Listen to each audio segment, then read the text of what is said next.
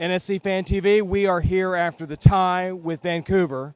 Reid, you have some opinions about how we play when we're winning. What are your opinions? Well, this is my take, right? Nashville is so good when they want it, right? Problem is, once there's a 1 on the scoreboard next to the NSC logo, they don't want it anymore. And, when it's 0-0, right, it was just attack early on in the game. And when it was late in the game and it was 1-1, it was foot on the gas. Vancouver was sitting back. They were scared to death. But in that time period, near the end of the first half and then the majority of the second half, it's just timid, afraid to do anything bold on offense, afraid to do anything really on offense, period. And I just wish that there was a higher sense of urgency even with that goal on the scoreboard, because you look at last season, it was when Nashville's in the lead, they don't give it up, and when Nashville's not in the lead, you can always have faith that they're going to come back. This year, it's honestly kind of the opposite. When Nashville's in the lead, you're just thinking, all right, when's the equalizer going to come? And when Nashville's not, you have a little bit of hope, but you don't have quite the faith. You don't have a reason to believe like you did last year, where most of the time when we're down at home 2-0, it's like, all right, we can come back, get 2-2, maybe go 3-2. That sense of faith is kind of not there anymore because, like I said, when that pressure is not on, we saw it in this game, we saw it against Portland, we saw it against Kansas City when there really was no urgency until Kansas City had scored 2 goals, like that. It's a different style of play when Nashville is not pressured to do something. When Nashville's not pressured to do something. So part of that pressure is about what the other team does. Part of that pressure is about what we do in terms of personnel on the field and lineup. What did you see on those two fronts?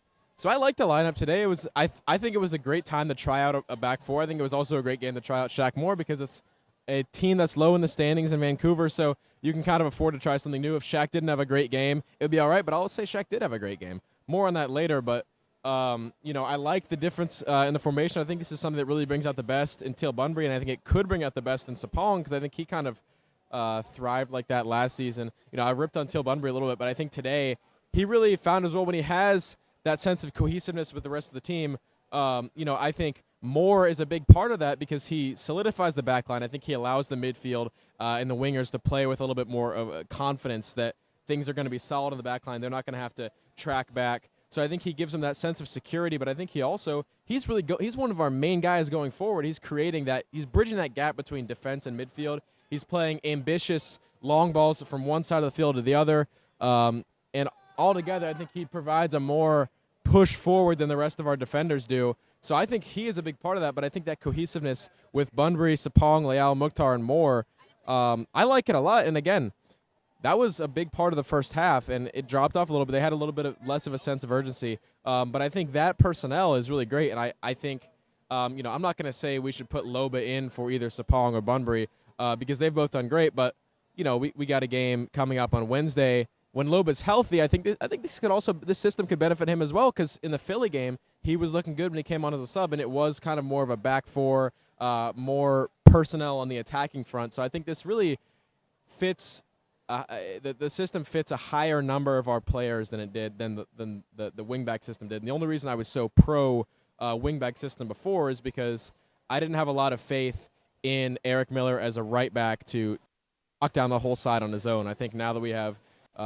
more in there, the back four really works. And I think when Lovitz comes in for Washington, I think that's going to even solidify it further.